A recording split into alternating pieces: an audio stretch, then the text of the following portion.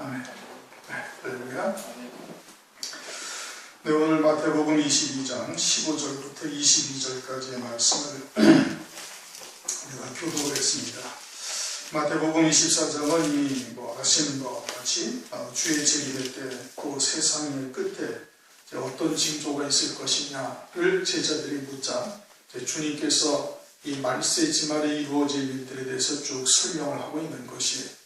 그러면서 이제 미혹의 역사가 있을 것이고 또 나라가 나를 대적하고 기근, 지진 등등 이제 불법이 성행할 것이다. 그렇게 이제 말씀을 하시면서 14절 말씀이 이제 조금 어려운 말씀인데 14절 말씀은 마태복음 10장에 있는 말씀하고 이제 짝이 되어지는 말씀이에요. 마태복음 24장 14절 말씀만 딱 가지고서 주의 재림의 때를 이야기한다면 주의 재림의 때가 아주 요원한 일이 되는 겁니다. 그러나 마태복음 10장 23절 보면은 이스라엘의 모든 동네를 다 다니지 못하여 인자가 오실 것이다 라고 말씀하셨으니까 양쪽에 있는 모든 말씀을 충족시키는 뜻이 있어야 되는 거예요. 그게 하나님의 온전하신 뜻인 겁니다. 그렇게 본다면은 주님의 재림의 때가 이미 다 된 것이고 이 14절에 있는 이 말씀은 순교할 자는 순교할 자로 세워지고 망할 자는 망할 자로 그냥 그대로 하나님으로부터 버리심을 받고 예비처로 갈 자들은 예비처로 갈 자로 그 신앙이 세워지면은 그러면 온 세상에 다 전파가 된 거예요. 그렇게 되어집니다. 그러니 요한계시록에 있는 6장에 있는 말씀처럼 그 수가 차기까지 하라 하신 말씀이 응하여지면은 그러면은 환란의 바람은 딱 불게 되어져 있는 것이죠. 그것이 이 말씀에도 충족이 되는 것이고 마태복음 10장 23절 말씀도 충족이 되는 것이고 요한계시록의 말씀까지도 전부가 다 합당한 말씀 뜻이 이제 해석이 되어지는 거예요. 그게 하나님의 이제 뜻이 되는 것이죠. 그러면서 이제 15절로 넘어온 거예요. 15절을 다시 한번 읽어보세요. 시작. 그러므로 너희가 선지자 다니엘의 말한가 멸망에 가정한 것이 거룩한 곳에 선 것을 보거든 읽는 자는 깨달을지니저. 그러면서 이제 유대에 있는 자들은 산으로 도망가고 지붕에 있는 자들은 이제 옷을 가져 내려가지 말라 등등 이제 말씀을 쭉 하고 계시는 거예요. 그러면 다니엘서에 말씀하고 있는 멸망에 가정한 것이 거룩한 것에 섰다라는 것이 다니엘서에 어디에 나와 있냐면 다니엘서 9장 27절, 다니엘서 11장 31절, 다니엘서 12장 11절에 말씀이 쭉 있어요. 그런데 다니엘서 9장과 다니엘서 12장에 있는 말씀은 마지막 환란의 때에 대해서 말씀하고 있는 거예요. 그런데 다니엘서 11장의 말씀은 다니엘 때로부터 한 300년, 400년 후에 있게 되어질 역사적인 실제 사건을 다니엘을 통해서 예언하게 한 겁니다. 그리고 그 실상이 다니엘서 8장에 나와 있어요.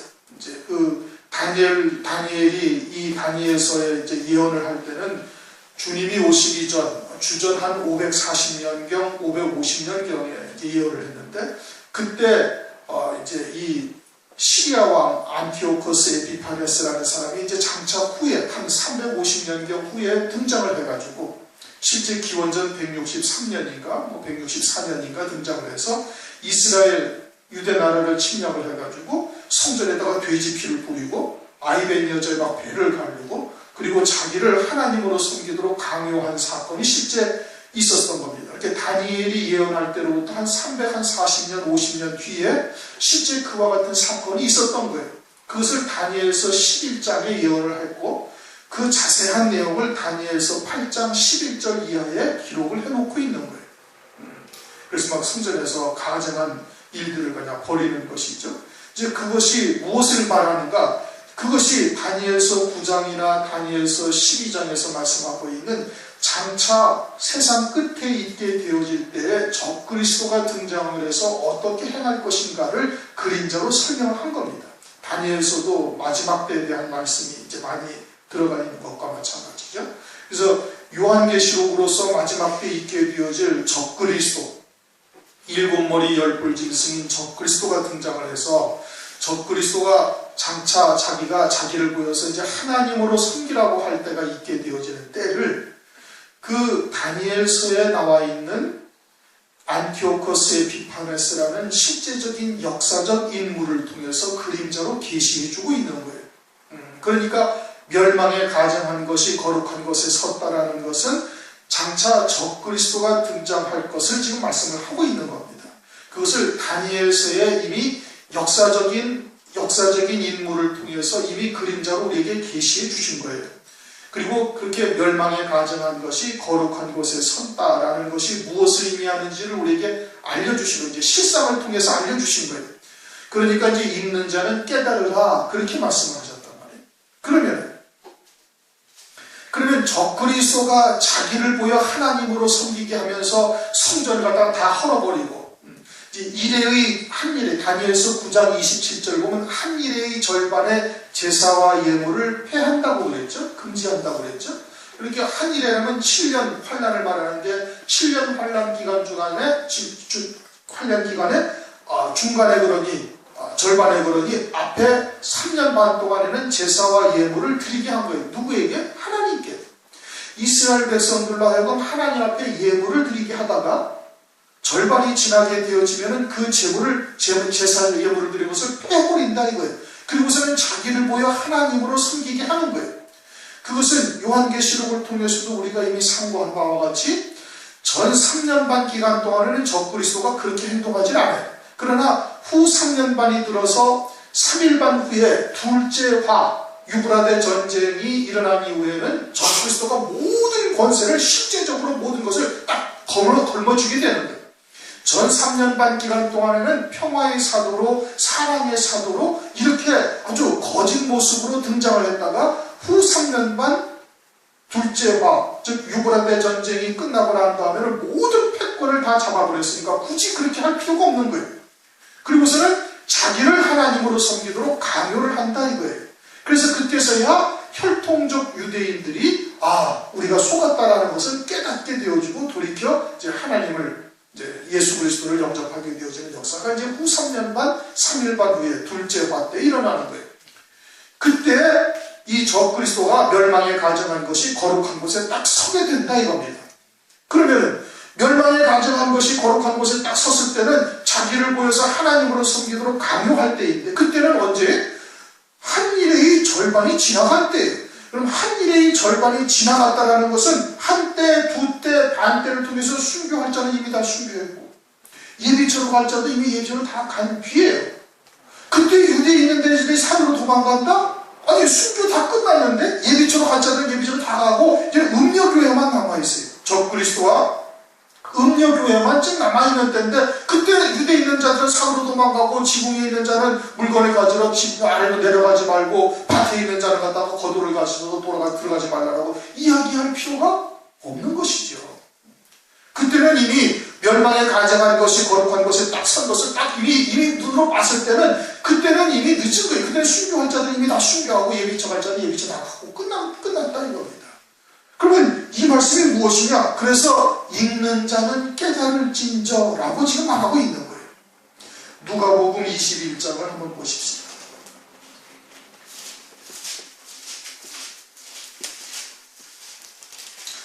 요 15절을 확실하게 깨달으셔야 돼요. 누라도 확실하게 딱 깨달아야 나중에 가도 혼돈되지 않냐는 거예요. 정확하게 딱 설명을 할 수가 있는 거예요. 누가복음 21장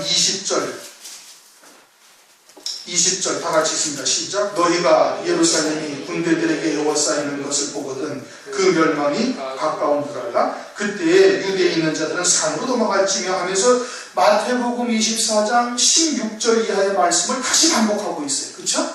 그러면은 지금 누가복음 21장은 언제를 말하는가? 이것도 주의 재림의 때 세상 끝을 지금 말하고 있는 겁니다. 10절을 보면은 이르시되 민족이 민족을 나라가 나라를 대적하여 일어나겠고 처처에 큰 지진과 기근과 원역이 있겠고 또 무서운 일과 하늘로서 큰 징조들이 있으리라. 이 모든 일 전에 내 이름을 위하여 너에게 손을 대어 핍박하며 쭉 하면서 환란의 때 있을 일을 지금 말하고 있는 거예요.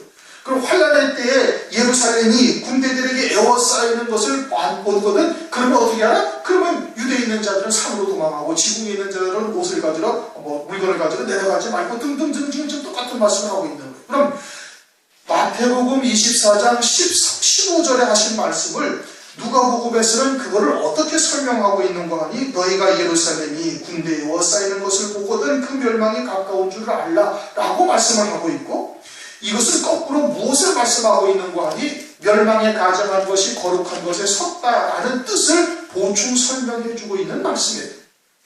다시 설명을 드려요. 멸망에 가정한 것이 거룩한 것에 섰다는 것은 적그리스도가 자기를 보여 하나님으로 섬기라 할 때인 것을 다니엘서를 통해서 우리에게 이미 그림자적으로 계시를 해준 거예요. 그렇죠? 다니엘서를 통해서 그림자적으로 계시해 줬고, 멸망에 가정한 것이 거룩한 것에 딱 섰을 때는 이미 후 3년 반이에요. 그러니까 순교할 자는 순교하고 예비처로 갈 자는 예비처로 다 갔다 이겁니다.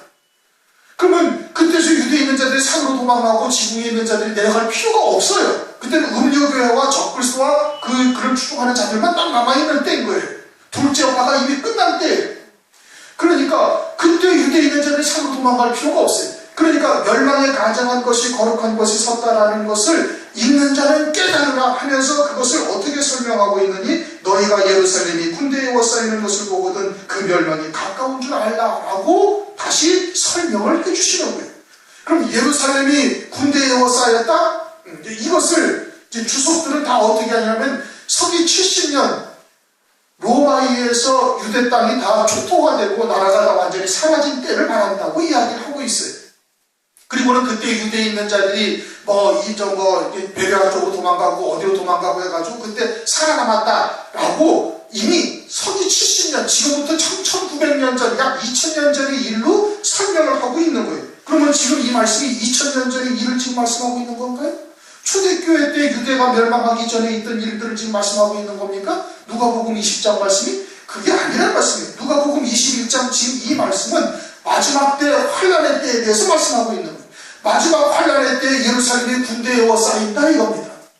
마지막 환란의 때 예루살렘이 군대에 에워싸이는 것이고, 그리고 그것은 무엇을 의미하냐면 거룩한 곳에 가정한, 멸망에 가정한 것이 거룩한 곳에 섰다라는 의미를 말하고 있는 거예요. 그러면 이 멸망에 가정한 것이 거룩한 곳에 선 것이고, 그것이 예루살렘이 군대에 에워싸였다라는 뜻이 무엇을 의미하느냐? 예루살렘은 당시의 예루살렘을 말하는 것이 아니라 하나님의 성전이 있는 예루살렘을 말하는 것이고, 하나님의 성전이 있는 예루살렘은 오늘날 우리의 심령 속에 하나님의 나라가 이루어지는 성전을 말하는 거예요. 이 성전이 군대에 에워싸인단 말이에요. 어떤 군대는 적그리스도의 군대에 에워싸이는 거예요. 그런데 적그리스도가 등장을 했어요? 안 됐어요? 아직 안 한 거예요. 적그리스도가 등장을 하지 않았지만 적그리스도의 군대에 에워싸인다는 것은 장차 적그리스도가 등장하게 되어지면 100% 그의 군대가 되어질 자들로 에워싸이는 것을 말하는 거예요. 그것이 멸망에 가정한 것이 거룩한 것에 선 것을 보거든 읽는 자는 깨달을진저라고 말씀하고 있다 이겁니다. 다시 말하면 장차 적그리스도가 등장하게 되어지면 세상의 평화를 외치고 세상의 사랑을 외치면서 온 세상의 아주 그냥 난제들을 다 해결한다 이겁니다. 경제적으로 완전히 그냥 초토화되어져 가지고 공황 상태가 있는데 그 경제를 갖다가 잠깐 기간의 동안에 다 회복을 시켜버려서 아주 그냥 매일매일 하루가 다르게 물가가 오르는 이와 같은 때를 딱 그냥 살기 좋은 안정된 나라로 딱 만들어버리는 게 온 세상을 갖다가, 그리고 전쟁과 기근 딱 해결해버리는 거예요. 물 부족 딱 해결해버리는 거예요. 공해 문제 딱 해결해버리는 거예요. 그래가지고 온 세상이 아주 평화로운 사랑이 넘치는 그와 같은 세상으로 적그리스도가 등장하면 그것부터 해나가는 거예요. 근데 머리에 뿔나고 외눈박이가 나타나는 것이 아니다는 말씀이에요. 평화의 사도로 인물도 기가 막히게 좋고, 이 말하는 것은 아주 인자하기가 이를 데 없고, 온 세상의 지식을 다 모아놓은 것 같이 아주 그냥 청산유세에다가 모든 난제들을 기가 막히게 해결해가는 거예요. 그래가지고 생활교훈으로 세상의 철학적인 이야기로 또는 윤리도덕과 같은 세상의 인간적인 문제를 가지고 하나님의 말씀을 변질시켜 살던 교회들은 그를 그리스도처럼 숭배하게 되어지는 거예요. 두말 없이 짐승표를 받고 두말 없이 짐승을 경배하는 자들로 다 바뀌어지는 겁니다. 100%. 그 그와 같은 말씀으로 살고 있는 자들로 예루살렘이 둘러싸이게 되어지면은 이라는 뜻이에요. 다시 말하면 변질된 말씀, 누룩이 섞인 떡과 같은 말씀을 하나님의 말씀으로 철저히 신봉하고 살고 있는 자들로 온 교회가 그렇게 변질되어지면 마치 노아의 때와 같이 먹고 마시고 시집가고 장가가는 일로 사는 자들로 교회가 바뀌게 되어지면, 또 모세 때와 같이 영적인 음행하는 자들로 하나님의 말씀이 변질되어진 상태로 그것을 하나님의 말씀으로 살고 있는 자들로 교회가 둘러싸이게 되어지면은, 그러면은 군대에 에워싸인 거다. 이들은 장차 적그리스도가 등장하게 되어져 그냥 100% 그냥 짐승표를 딱 받을 자들이기 때문에 이미 그 심령 속에는 우상이 들어앉아 있는 거예요. 멸망에 가증한 것이 거룩한 곳에 이미 앉아있는 것과 다를 바가 없어요. 단지 적그리스도만 등장하지 않았을 뿐이지, 등장하면은 그냥 짐승표를 받고 그를 경배하며 그리스도처럼 그를 숭배하게 되어질 자들이 딱 되어져 있다 이겁니다. 그것이 예루살렘이 군대에 에워싸이는 것을 보게 되어진다면 유대에 있는 자들은 그때 산으로 도망하고 이렇게 지금 말씀을 하고 있는 거예요. 그러니까 멸망에 가증한 것이 거룩한 것에 선 것을 보거든 읽는 자는 깨달을진저 라는 말씀의 뜻은 장차 적그리스도의 군대가 100% 되어질 자들로 하나님의 교회들이 다 둘러싸여져 버렸다라면은, 그러면은 유대에 있는 자들은 산으로 도망하고 하면서 말씀이 이어진다 이 뜻인 겁니다. 무슨 뜻인지 이해가 되셨어요? 그래서 읽는 자는 깨달으라 하고 지금 말씀을 하고 있는 거예요. 실제 멸망에 가증한 것이 거룩한 것에 섰다라는 것은 적그리스도가 자기를 보여 하나님으로 섬기도록 강요할 때를 말하는 거예요. 그 예표적인 인물이 다니엘서 8장에 등장하고 다니엘서 11장에 등장하는 안티오코스 에피파네스라는 역사적인 인물이에요. 그것을 등장하기 전에 한 350년 전에 다니엘이 예언을 한 거예요. 그는 장차 나타날 적그리스도다 이거예요.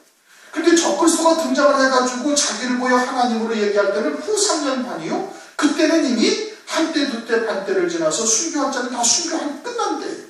그러니까 그때는 뭐 유대에 있는 자들이 산으로 도망할 수가 없네. 유대에 있는 자, 영적인 유대인들, 다윗의 기업이 있는 자들은 그때는 다 이미 순교가 끝났다는 거예요. 끝난 뒤에. 그런데 뭘 산으로 도망해?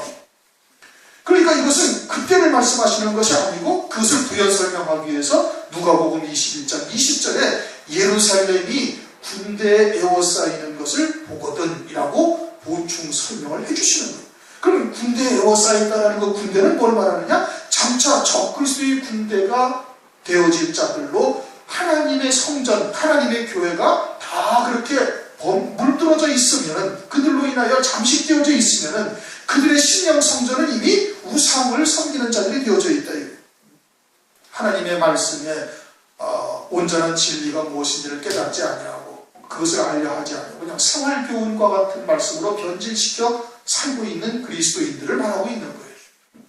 뭐 철학이나 또는 세속적인 신앙은 뭐 말할 것도 없는 것이고, 어떤 뭐 생활교훈, 우리가 이 땅에서 인간적으로 훌륭한 사람이 되어져야 되고, 또 가정생활을 우리가 어떻게 할 것이며, 사회에서 우리가 무엇을 해야 할 것이며 등등 이러한 영에 속한, 하늘에 속한 그와 같은 말씀이 아니라 육에 속한 아주 인간적인, 인본적인 신앙으로 변질되어져 있으면 그것은 이미 장차 적그리스도가 등장하게 되어서 그냥 100% 그냥 짐승표를 받을 자들이다. 이미 확정된 거예요. 그러므로 오늘날 그와 같은 하나님의 말씀을 분별할 수 있어야 되는 겁니다.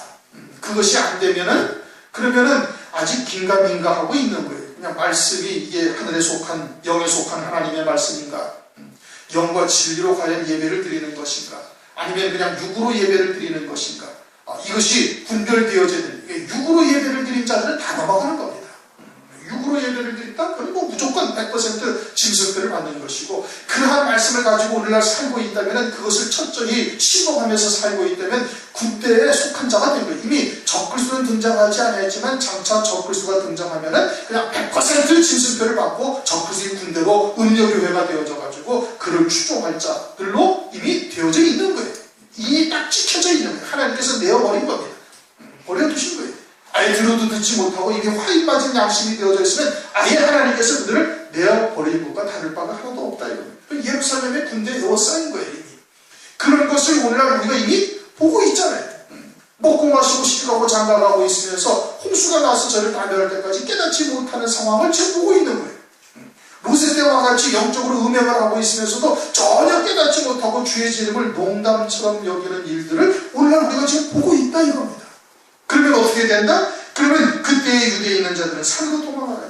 유대에 있는 자들은, 세대주의자들은 이것을 가지고서 혈통적 유대인들을 말한다. 그래서 환란이라는 것은 혈통적 유대인들에게 해당되어지는 말이다.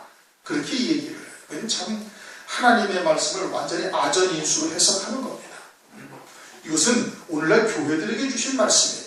환란날, 교회가 환란을 다 지나가고 통과하고 환란 가운데 참된 신앙과 거짓된 자들을 구별하시는 겁니다. 환란을 통해서 의인 중 악인을 갈라내는 것이, 이것이 환란 가운데 이루시는 하나님의 역사인 것이죠. 그럼 유대에 있는 자들이라는 것은 뭘 말하는 거예요? 다윗의 기업이 있는 자를 말하는 거예요. 북쪽의 이스라엘 백성들은 우상을 숭배하면서 일찌감치 하나님으로부터 떠난 자들이거든요. 우리는 이새의 아들에게서 업이 없도다. 다윗의 업과 우리는 상관이 없다. 그건 우리가 전혀 상관이 없다. 다윗의 기업, 다윗의 업이라는 건 뭘 말하는 거예요? 그건 장차 주께서 재림하셨을 때, 만왕의 왕으로 오셨을 때 주님과 함께 왕으로서 다스릴 기업을 가지고 있는 자들을 의미하고 있는 거예요.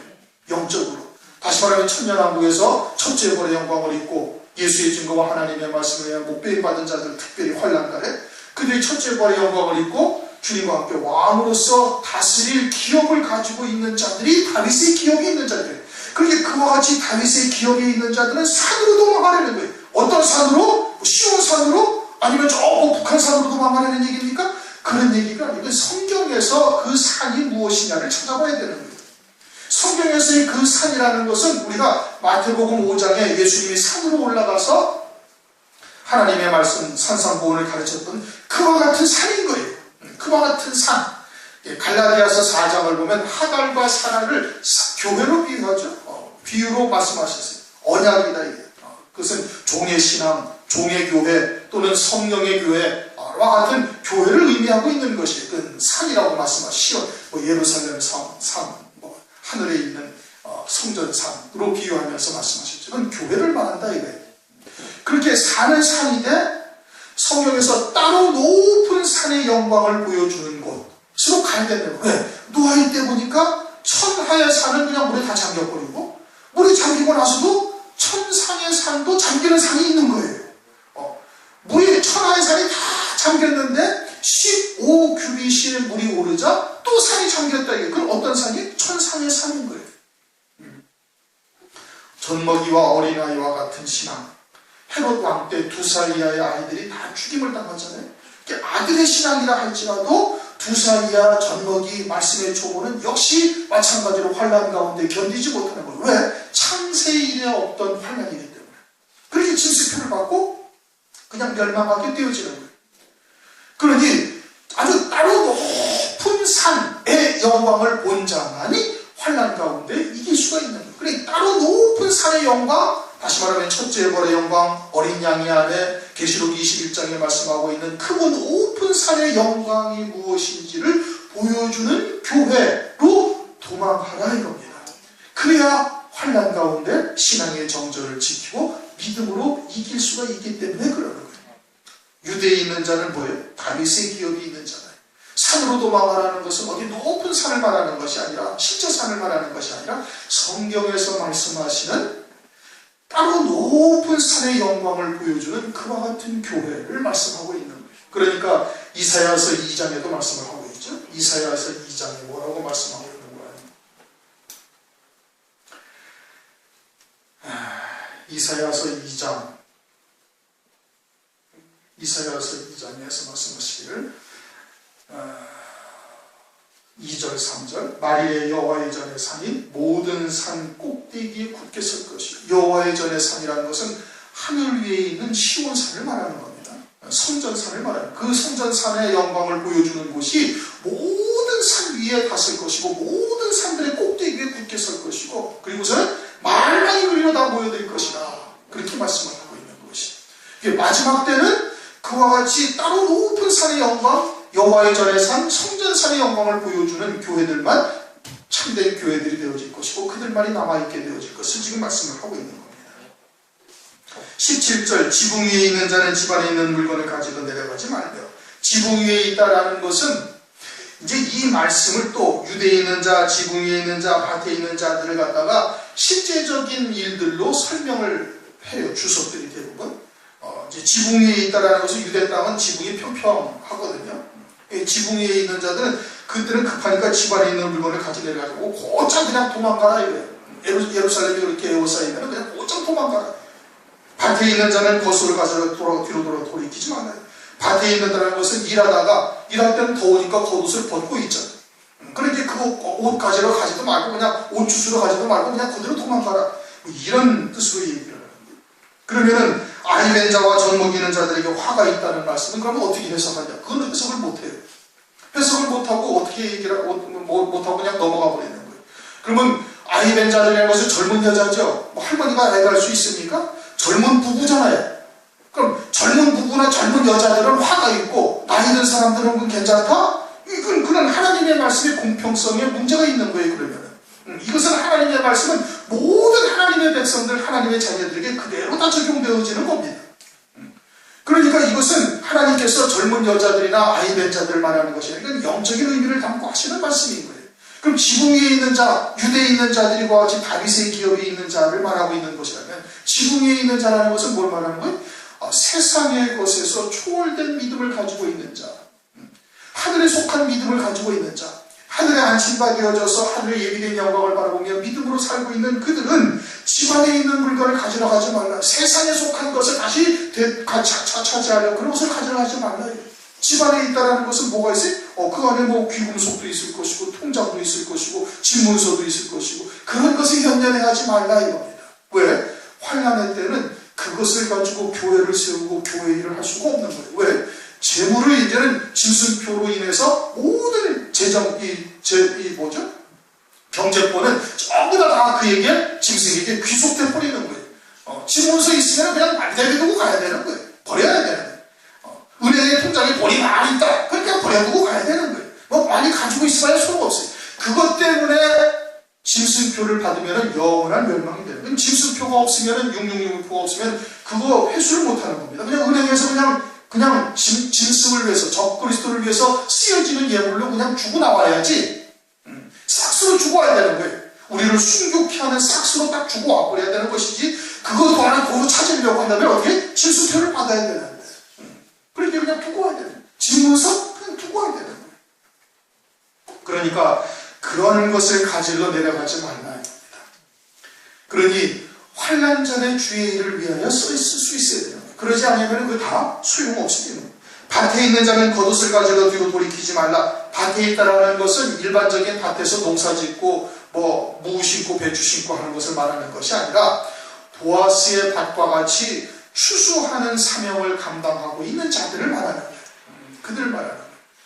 보리가 땅에서 완전히 베어져야 되는데 아직 땅에 붙어 있어서 그것을 하나님의 말씀의 낫으로 그들을 베어내고 있는 이와 같은 사역을 감당하고 있는 자들은 겉옷을 가지러 뒤로 돌이키지 말라라는 것은, 겉옷이라는 것은 엘리야의 겉옷과 같이 세례 요한의 겉옷과 같이는 직분 또는 세상적인 어떤 명예, 학위 이와 같은 것을 말하는 거예요.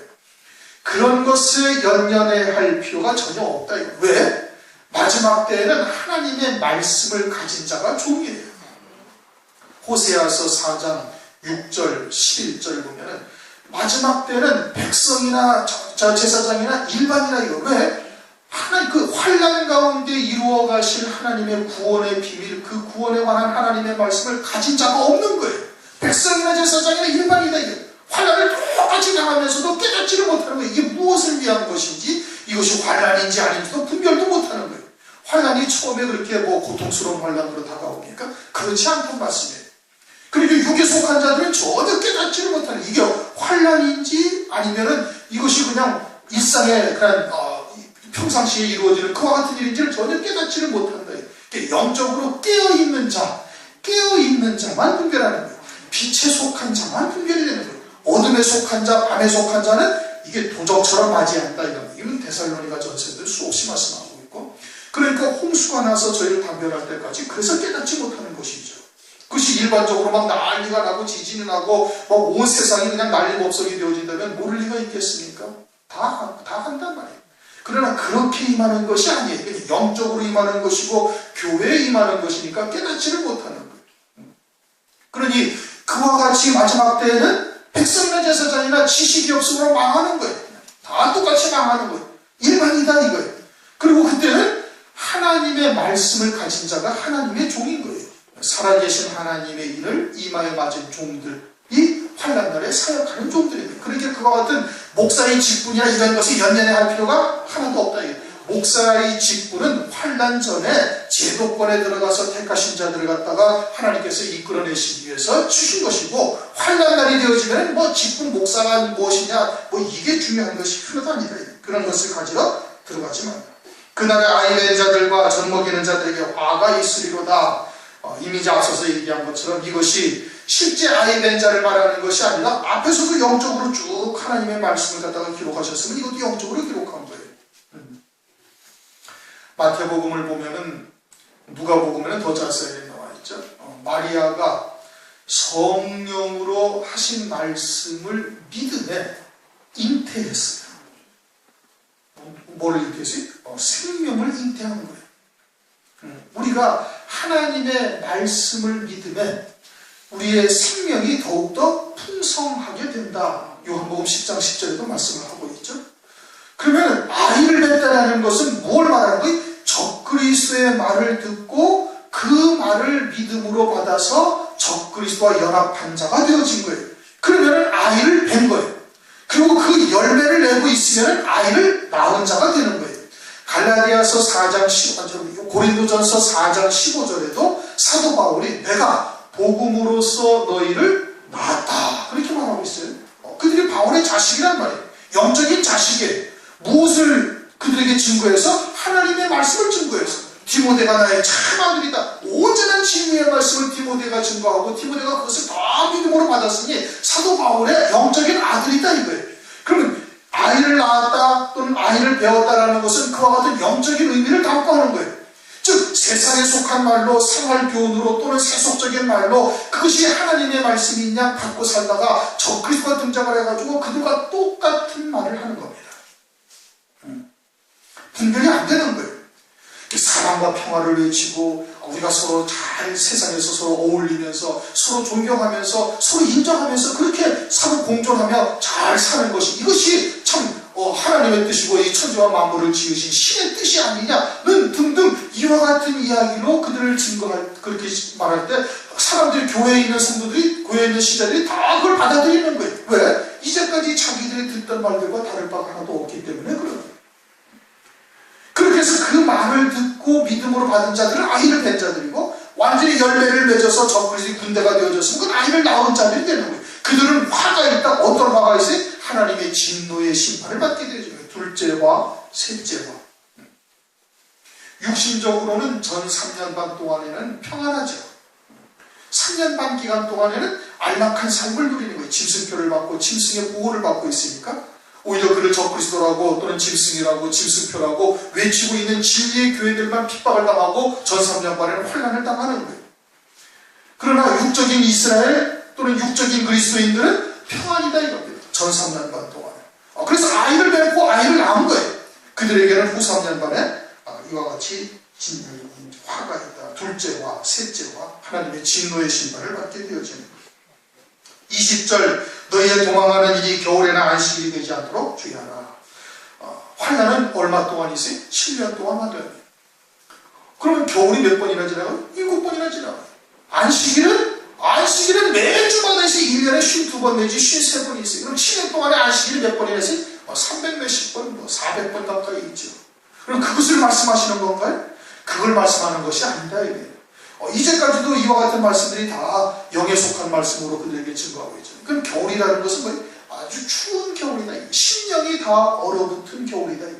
하나님의 사랑이 넘치면 뜨거워질 텐데, 하나님의 사랑이 다 식어버리면 추운 겨울이 되는 거예요.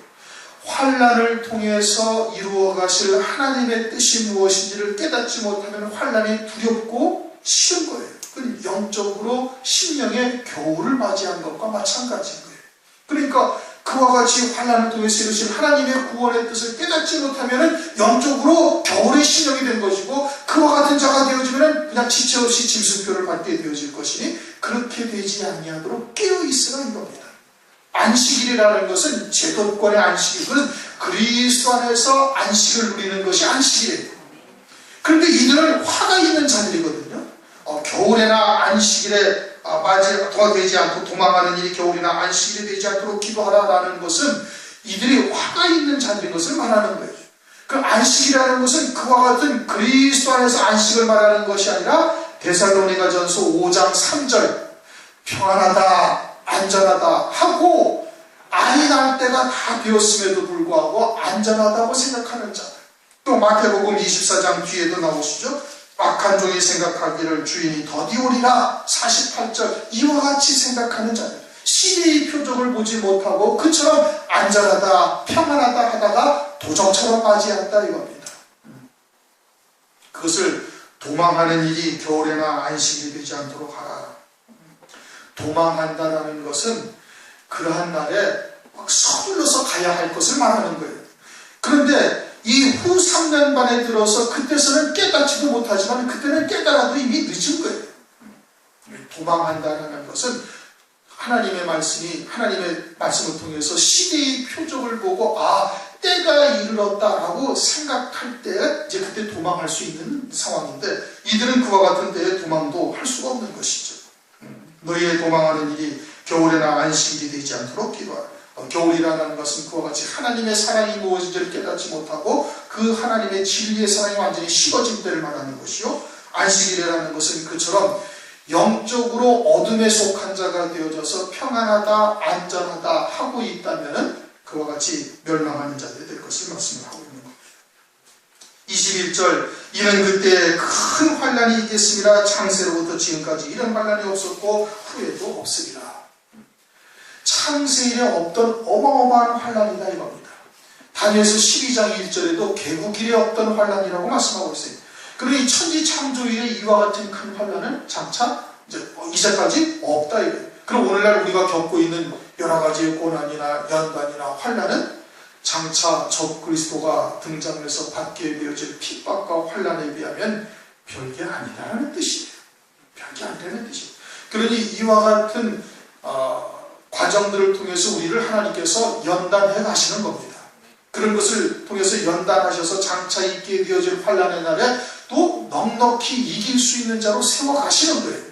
그러니까 우리가 한번 겪고 나면은 우리의 믿음이 조금 더 연단되어지고 또 조금 더 단단해지고, 그러면 또 하나님께서 그보다 조금 더 큰 시련과 고난의 과정을 또 지나게 하면서 우리의 믿음을 더욱더 세워가시고, 그래서 점진적으로 아주 반석 같은 믿음으로 세우셔서 어떠한 창수나 바람이 분다 할지라도 흔들리거나 요동하지 않는 자로 하나님께서 세워가시는, 그래야 환난 날에 넉넉히 감당해 나갈 수가 있다. 그리고는 환난을 통해서 또 한때, 두때, 반때를 환난을 핍박을 통해서 우리의 그냥 더러운 이제 육에 속한 것, 세상에 속한 것을 완전히 끊어낼 수 있는 은혜를 우리들에게 또 베풀어 주시는 것이죠. 그러므로 오늘날 우리가 겪고 있는 여러 가지 연단이나 이런 것들은 우리가 그냥 아주 가볍게 이겨나갈 수 있는 자로 딱 설 수 있어야 되는 거예요. 그것을 위해서 하나님께서 우리를 바라보시는 역사라는 것을 잊어서는 안 되는 겁니다.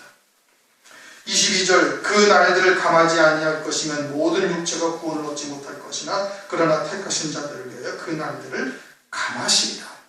하나님께서 환난의 날을 감하신다는 거예요. 그렇게 7년 환난이라고 한 일이라고 다니엘서 9장 27절에 말씀을 하셨지만 실제로는 3년 반 안에 환난을 다 끝내시는 거예요. 그러니까 감하신 거예요. 7년을 온전히 환난을 겪게 하시면 구원 얻을 자가 하나도 없다 이겁니다. 그러니까 한때 두때 반때로서 감하신 거예요. 그 절반으로 감한 가운데서도 또 한때 두때 반때로서 먼저 익은 자들은 그냥 한때만 환난을 겪고 7년 환난 나머지 거를 겪지 않고 그냥 그대로 순교를 통해서 그 첫째 벌의 영광을 입히는 자로 하나님께서 세우시는 거예요. 또 두 때를 통해서 한때 순교치 못한 자들은 두 때를 통해서, 그때도 못한 자들은 마지막 반대 가운데 황충의 화를 통해 가지고 죽고 싶어도 죽지 못할 그와 같은 어마어마한 고통을 통해서 세상에 속한 미련을 다 끊어버리게 하시고 마지막 한 달을 통해 가지고 순교케 하셔서 하나님께서 첫째 번의 영광을 입힐 자로 세우신다 이겁니다. 7년을 온전히 환난을 겪게 하지 아니하신다는 얘기예요. 그 때를 하나님께서 감하게 하신다 이겁니다. 그것을 무엇을 통해서 알 수 있는가? 요한복음 19장을 보면 예수님이 십자가 위에서 죽임당하실 때 좌우에도 이제 두 사람이 처형을 받죠. 그래가지고서는 이제 아리마대 요셉이 예수님의 시체를 장사하기 위해서 달라 그러니까 죽었는지 확인해보고 내어주라. 그 양쪽에 두 사람들은 죽지 않았어요. 그래갖고 다리를 어떻게? 다리를 다 꺾어버렸다. 반대로 꺾어버린 거예요. 혹시 살아나도 도망가지 못하게. 그래갖고 그냥 그대로 죽임당하는 것이죠. 근데 예수님은 보니까 예수님은 이미 운명을 하셨더라 이거예요. 그들보다 먼저 주님께서 운명하게 하신 거예요. 그렇게 환난의 때, 고통의 때를 감하신 것이죠. 그와 같이 우리들에게도 고통의 때를 감하시는 역사가 반드시 있다 이겁니다. 우리 각자의 믿음에 맞게끔 감당할 수 있게끔 하나님께서 하시는 거예요. 더더군다나 그러한 고통의 때, 극한의 때 하나님께서 감추인 만나를 주신다는 거예요. 기가 막힌 하나님의 말씀을 주신대요. 스데반 집사가 마지막 순교할 때 그 극한의 때 어떻게 하나님의 성전이 열려가지고 하나님과 주님이 볼떡 일어서서 스데반 집사를 영접하는 그 역사를 그 어마어마한 광경을 스데반에게 보여주시는 거예요. 그러니까 스데반 집사가 어떻게 오히려 기뻐하면서 그 순간을 맞이하는다. 우리도 역시 마찬가지로 하나님께서 분명히 그와 같은 은혜를 우리에게 베풀어 주신다. 흰돌, 새 이름이 새겨진 흰돌까지 보여주신다는 거예요. 그건 뭐예요? 첫째 번의 영광을 입고 주님과 함께 왕으로서 다스릴 그 이름들을 우리에게 하나님께서 보여주신다는 거예요. 순간에 그 고통의 순간에 그러니까 나만 보고 딱 아는 거예요. 우리를 위해서 예비하신 영광이 무엇인지를 우리에게 보여주신다 이겁니다. 환난의 날이 이제는 심히 가까워 오고 있지 않습니까? 우리가 이미 다 알고 있는 것처럼 더더군다나 다니엘의 말한 바 멸망에 가증한 것이 거룩한 것에 선 것을 보거든 읽는 자는 깨달을진저 이 말씀이 그대로 지금 다 성취되고 있음을 우리가 이미 알고 있는 거예요. 그러면 어떻게 돼? 더욱더 표대를 향하여 믿음으로 심령의 방주를 짓고 그리고 누가 뭐라고 하든 노아가 방주를 몇 년 졌어요? 최소한 98년 이상을 지은 거예요. 그 많은 시간 동안 얼마나 많은 사람들이 비아냥거리고 비웃고 조롱하고 얼마나 멸시를 했겠어요. 참 천천하늘에 날벼락이지 뭔 비가 온다고 그러느냐. 이제까지 그렇게 온 비가 온 역사가 없다 이거예요. 그러니 노아가 완전히 미친놈 취급당하지 않았겠습니까? 그럼에도 불구하고 그 하나님의 말씀을 믿음으로 받아서 끝까지 방주를 짓는 거예요. 100여 년 가까운 시간 동안. 그리고 그가 방주를 온전히 짓자 어떻게? 하나님께서 120년 동안의 기한을 정했지만 사실은 그렇게 가지 않고 방주를 짓자 그냥 딱 피를 내리셔서 심판을 하셨다 이겁니다. 그리고서는 그들은 멸망당할 때까지 깨닫지 못한 거예요. 모세 때도 역시 마찬가지인 겁니다. 그런데 오늘날 그 일이 그대로 다시 반복되어지고 있어요. 여러분들 나가가지고 주님의 재림하실 때가 임박하다. 어쩌고 저쩌고 무화과 나무의 비유가 성취됐다. 너나 잘하세요. 그러고서는 그냥 뒤돌아서서 갑니다. 속으로는 뭐라고 생각하겠어요? 미친놈들. 참 하나님을 믿는데 그렇게 아주 왜골수로 믿냐? 뭐 조금 바늘도 하나 안 들어갈 정도로 믿냐? 너 별의별 소리를 다 할 겁니다. 속으로. 그런 것에 흔들리거나 영향을 받아서는 안 되는 겁니다. 이 때가 아주 임박한 거예요. 우리의 세대 안에 하나님께서 반드시 이루실 것을 성경에 이미 약속을 하고 계셨지 않았습니까? 그러므로 우리가 더욱더 신기일전에서 믿음으로 매일매일 승리하시길 주님의 이름으로 축원합니다. 우리 통솔 잠시 기도하시겠습니다.